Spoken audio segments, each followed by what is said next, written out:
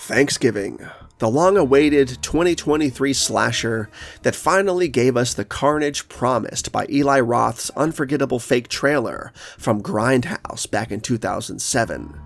First off, let me say how glad I am that this film does exist.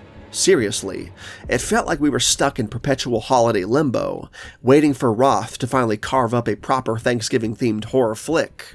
And now that it's here, with Patrick Dempsey, Addison Rae, and a masked killer turning a small Massachusetts town into a feast of blood and mayhem. But as much as I'm grateful that the film actually exists, I can't shake this nagging thought that it's all a bit of a missed opportunity. Here's the thing, the original Thanksgiving trailer wasn't just a pitch for a slasher, it was an experience. It captured the raw, disturbing, low-budget Grindhouse aesthetic perfectly. The grainy visuals, the over-the-top gore, the dark humor, it felt like a forbidden VHS tape you'd stumble across in some seedy video store, half scared to rent it because it looked cursed. The 2023 movie, while fun and well-made, doesn't really attempt to match that vibe. Instead, it's polished, clean, and dare I say, a little too modern for its own good. Which is fine, just not what I was hoping for, and not what I was expecting. The kills are inventive, the pacing is solid, and it delivers plenty of gruesome fun. Eli Roth does know how to craft a slick, entertaining slasher, but where's the grit? Where's that unsettling, grimy atmosphere that made the original trailer feel so wrong in the best possible way? That trailer had a raw, almost DIY quality that felt like it was made by maniacs for maniacs.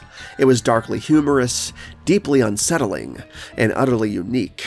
The movie, on the other hand, feels like it's playing things a bit too safe, more mainstream than Grindhouse.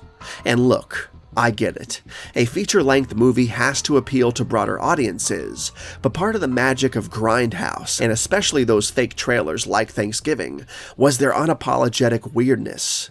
Roth's trailer was a loving homage to exploitation cinema, dripping with absurdity and shock value. That spirit doesn't really translate here. The 23 film opts for a more traditional slasher formula, which does work fine, but it doesn't capture the raw chaos of its origins. I can't help but compare it to other Grindhouse trailer adaptations, like Machete or Hobo with a Shotgun. Those films leaned hard into the exaggerated, trashy energy of their source material, and while they weren't perfect, they felt like they belonged to the Grindhouse lineage. Thanksgiving doesn't quite go there, and that's what keeps it from being truly filthy in the Grindhouse sense. It's good, but it's not the unhinged, blood-soaked fever dream I'd hoped for. That said, again, I'm still thrilled we got to see John Carver in action. It's fun, it's brutal, and it's got enough slasher spirit to make it a worthy addition to the holiday horror rotation. But man, I wish it had embraced the raw, disturbing charm of that '07 trailer. A little less polish, a little more grit, and this could have been a Thanksgiving meal for the ages.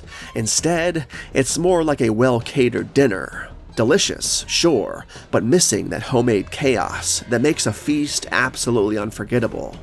I'm still stoked for the sequel though, am I right?